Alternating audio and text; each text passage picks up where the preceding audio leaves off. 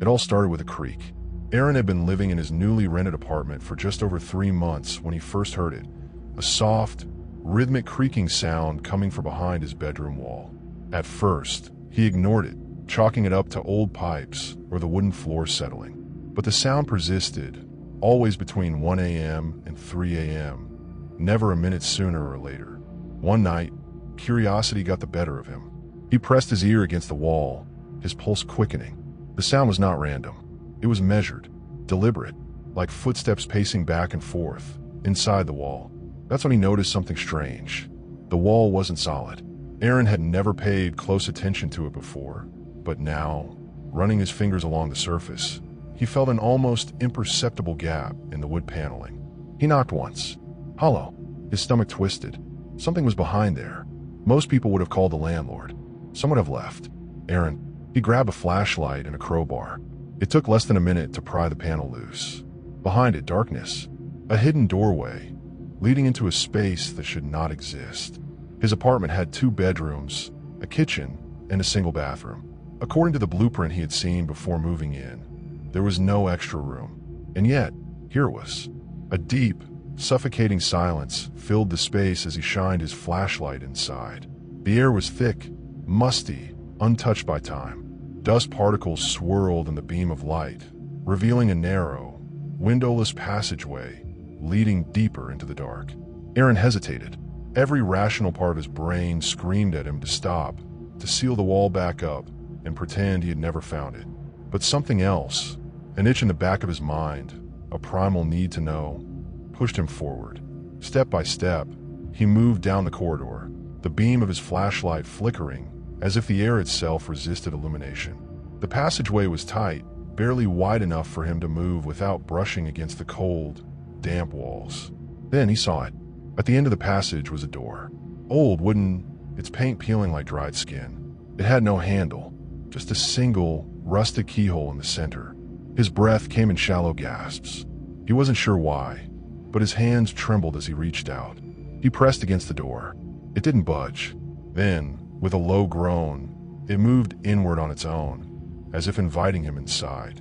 The room beyond was wrong. It wasn't just the smell, a mix of damp rot and something metallic like old blood.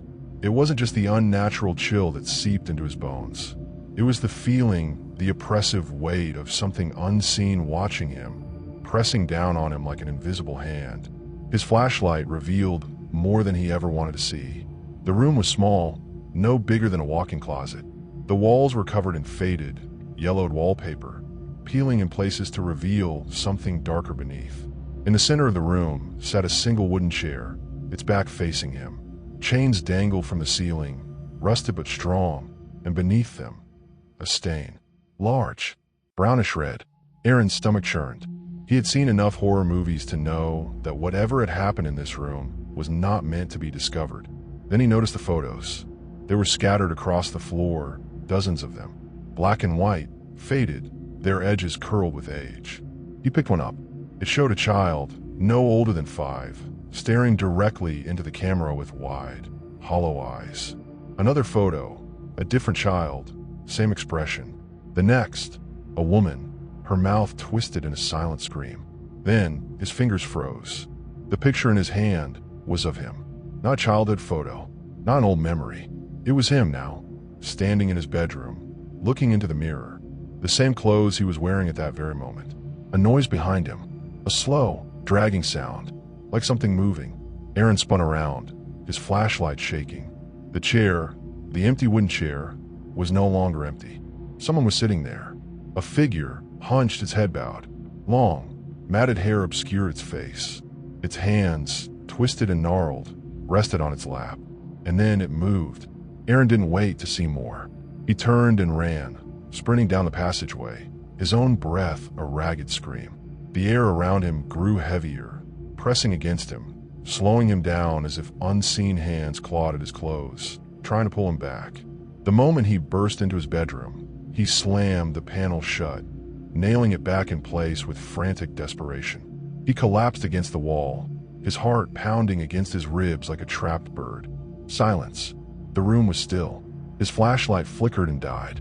For a long moment, he sat in the darkness, forcing himself to breathe. Then, cautiously, he stood, backing away from the hidden door. He needed to leave, to get out of this apartment and never return. But then his phone buzzed. A notification from an unknown number. With shaking hands, he unlocked the screen and read the message. "You shouldn't have opened the door." Aaron's breath caught in his throat. His hands tightened around the phone, but his fingers felt numb. He forced himself to check the number. No contact name, just a string of digits that didn't match any format he recognized. He wanted to believe it was a prank, a cruel coincidence. But deep down, he knew better. Then his screen glitched. For a fraction of a second, the pixels distorted, turning into static. And in that brief moment, before his phone went black, he saw something. A reflection. Not his own. The same figure from the chair. Aaron lunged for the door, his mind screaming at him to get out. His hands fumbled with the lock. It wouldn't turn.